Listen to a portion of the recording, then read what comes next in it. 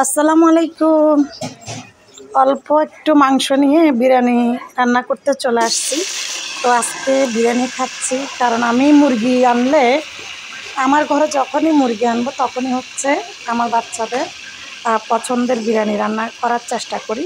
তো সেই জন্য ছোটো ছোটো টুকরো করে আমার প্রয়োজন অনুযায়ী আমি মুরগির মাংস বিরিয়ানির জন্য নিয়েছি। দুপুরে রান্নার ভিডিও দিয়েছিলাম, সেখানে আমি আমার কিছু মাংস আলু দিয়ে রান্না করে খেয়ে ফেলছি, তো এগুলো বিরিয়ানির জন্য রাখছি। তো এখানে বিরিয়ানির জন্য মুরগির মাংসগুলো সুন্দর করে ফ্রাই করে নিয়েছি। তো ফ্রাই করে এক এক করে তোলার পরে এখন হচ্ছে আমি আলুগুলো দিয়ে দিচ্ছি গরম তেলের মধ্যে। তো গরম তেলের মধ্যে নাড়াচাড়া করে আমি আলুগুলো ফ্রাই করে নিচ্ছি। তো এইভাবে বিরিয়ানি রান্না করলে আসলে বিরিয়ানির ফ্লেভারটা অসাধারণ। আর আমার হাতের বিরিয়ানি আমার বাচ্চাদের ভীষণ পছন্দের। শুধু আমার বাচ্চাদের না, যারাই খেয়েছে তারাই বলতে পারে আমার হাতের বিরিয়ানি অসাধারণ।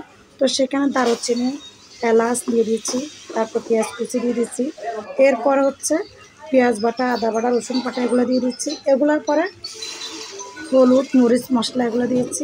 তারপরে হালকা একটু পানি দিয়ে নাড়াচাড়া করে মশলাগুলো কষিয়ে নিচ্ছি বিরিয়ানির উপযোগী অনুযায়ী। তো বিরিয়ানির উপযোগী অনুযায়ী যখন মশলাগুলো কষানো হয়ে গেছে, তখন হচ্ছে ভেজে রাখা আলু মাংসগুলো দিয়ে দিব। তার আগে হচ্ছে আমি জাস্ট বিরিয়ানি মশলা আর হচ্ছে কাঁচামরিচ এগুলো দিয়ে দিয়েছি। সাথে ডিম সিদ্ধ করছি, ডিমগুলো সিদ্ধ হয়ে যাওয়ার পর ঠান্ডা পানি দিয়ে দিয়েছি। তারপরে এখানে হচ্ছে আলু, মাংস সব কিছু দিয়ে ভালো করে কষিয়ে নিব। তো পর্যাপ্ত পরিমাণ পানির প্রয়োজন, পর্যাপ্ত পরিমাণ পানি দিয়েছি, স্বাদ মতো লবণও দিয়ে দিয়েছি। এগুলা কষানোর পরে আমি চাল ধুয়ে দিয়ে দিয়েছি।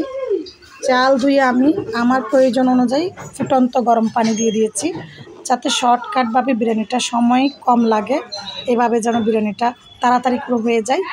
তো সেই অনুযায়ী আমি পারফেক্ট করে বিরিয়ানিটা রান্না করে নিচ্ছি। তো পানি দেওয়ার পরে আমি ঢেকে দিয়েছি। এখন হচ্ছে বিরিয়ানি হওয়ার অপেক্ষায় আছি। এই ফাঁকে আমি সিদ্ধ করা ডিমগুলো ছেলে নিচ্ছি। আমরা পাঁচজনের জন্য 5টা ডিম সিদ্ধ করতেছি। তো বিরিয়ানি রান্না করতে করতে অনেক, কারণ যেহেতু আমরা অনেক রাত করে খাই, আপনাদের ভাইয়া তো 10টা সাড়ে 10টা ছাড়া খায়ও না।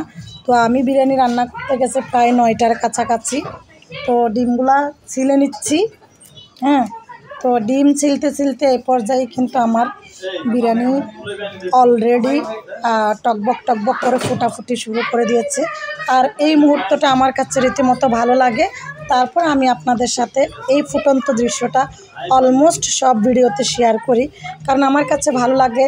তো আমার দেশ এবং প্রবাস থেকে যারা আমার ভিডিওটা দেখতেছেন, সবাইকে বলবো ভিডিও ভালো লাগলে অবশ্যই লাইক, কমেন্ট, সুন্দর সুন্দর কমেন্ট আপনার মন অনুযায়ী করে এবং শেয়ার করে দিবেন।